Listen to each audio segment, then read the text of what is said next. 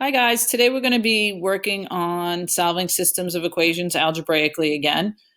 But today we're going to get to decide whether we use substitution or elimination, okay? And there's definitely a way to determine which is going to be easier, because ultimately that's what you want to choose. You want to choose the way that's going to be easier for you. So we're on page 161 right now in your workbook. So here are your guidelines. You're going to want to use elimination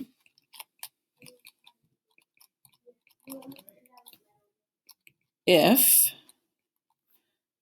the x's, the y's, the equal signs, and the constants, remember constants are your numbers, if they are all lined up. Okay, so if they all line up nice and neatly, then you use elimination. Okay, you want to use substitution if there's already a variable by itself.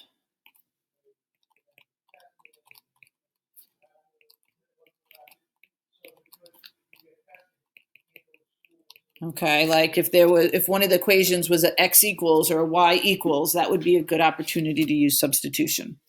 Okay, so we're going to go through a bunch today and discuss which might be the right method to use. So if we look at number one, the first thing that I notice is how everything lines up. Okay, the x's line up, the y's line up, the equal signs line up, the numbers line up. Okay, so that's going to tell me that I'm going to use elimination. Okay, so I'm just going to write that on top here. Okay.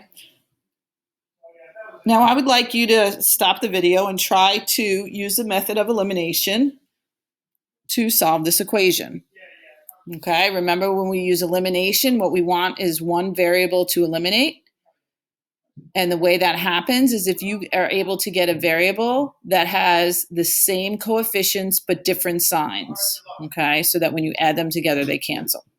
So stop the video and try number one.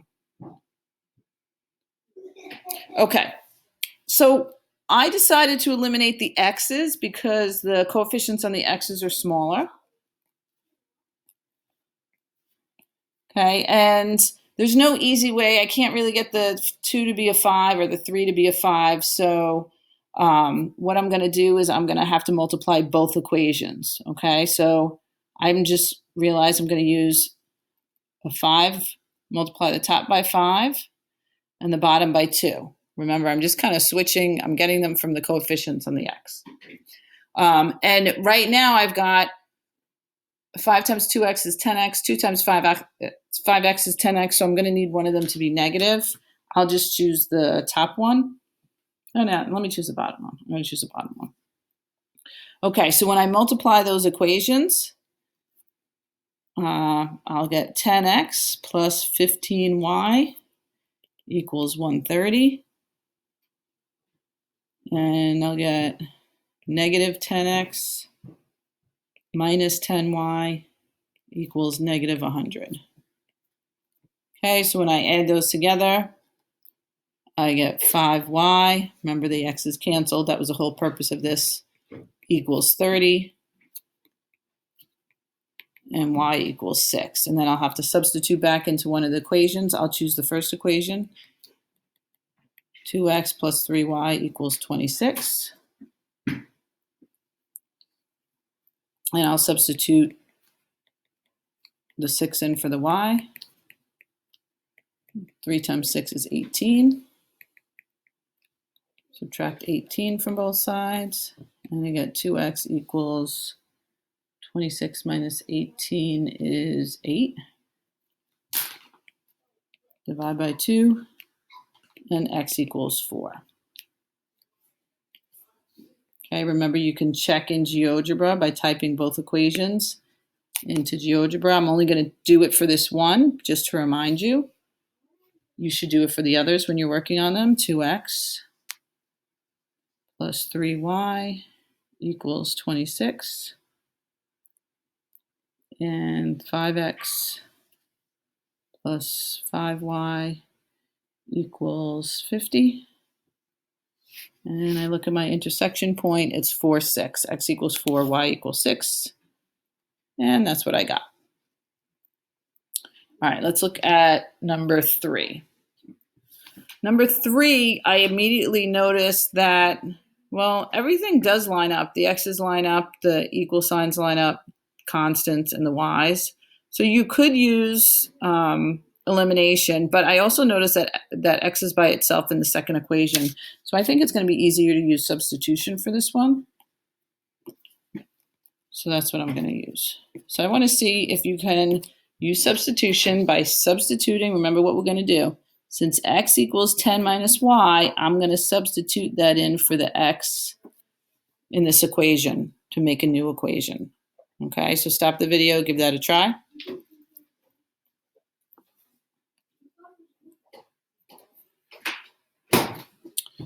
Okay, so if you do 2 times x, now I know x is 10 minus y, equals 26 minus 3y. And I get 20 minus 2y equals 26 minus 3y. Going to move all my variables to one side. So I'll add 2y to both sides. I get 20 equals 26 minus y. I subtract 26 from both sides, and I get negative 6 equals negative y. And then I'll just divide both sides by negative 1. So I get y equals 6.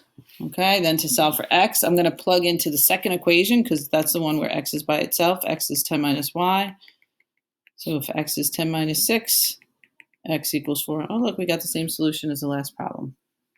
Well, I kind of went in the wrong order here. Okay, so let's try number 2. 5x plus y equals 30, 3x minus 4y equals 41. I want you to look at that and see what you think is going to be the easier method to choose for this.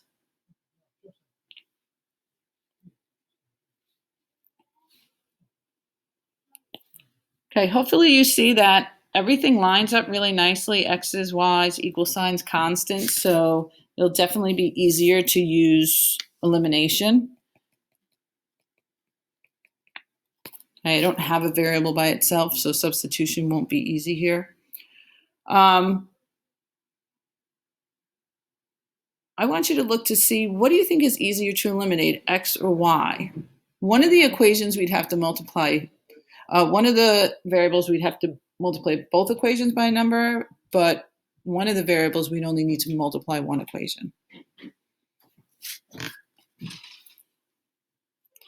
So I'm going to eliminate y,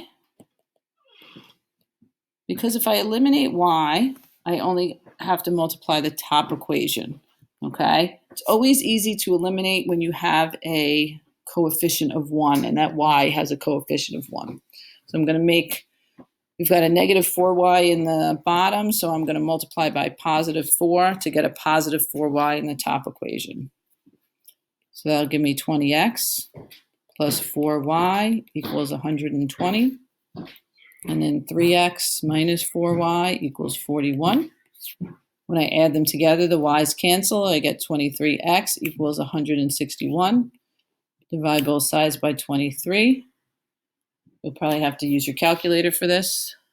I did. And I got x equals 7. Okay, then you pick one of the equations to plug back into. I'm going to plug back into the top. 5x plus y equals 30. 5 times 7 plus y equals 30. 35 plus y equals 30. And I'll subtract 35 from both sides. Y is negative 5. Okay? The hardest part about these is really the first step. Okay? Once you get past that, it's pretty easy. And they're very similar. Okay? Number 4.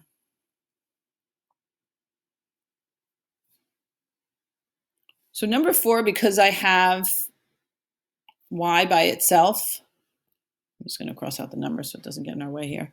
Since I notice that I have y by itself, I'm going to use the substitution method, okay? And y equals 2x minus 3. So I'm going to take the 2x minus 3 in the first equation and plug it in for this y in the second equation.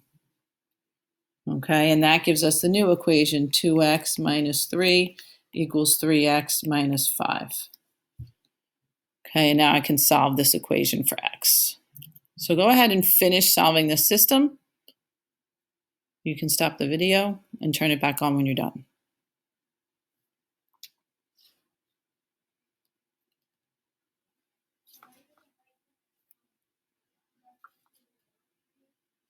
Okay, so I'm going to subtract 2x from both sides. I get negative 3 equals x minus 5. I'll add 5 to both sides. And I get x equals 2.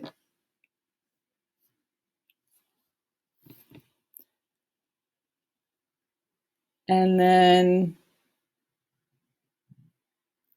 I'll have to substitute back into one of the equations. It doesn't matter which I'll use. I'll just use the first one. Y equals 2x minus 3. So y equals 2 times 2 minus 3.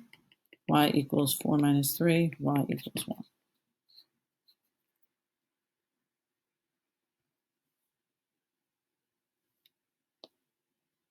1. Okay. So what I'm going to have you guys do for homework tonight, and hopefully you can start and maybe even finish in class, is I want you to do 5 and 6. Okay? First decide what method you're going to use, elimination or substitution, and then follow that method. Okay? Have a good day, everybody.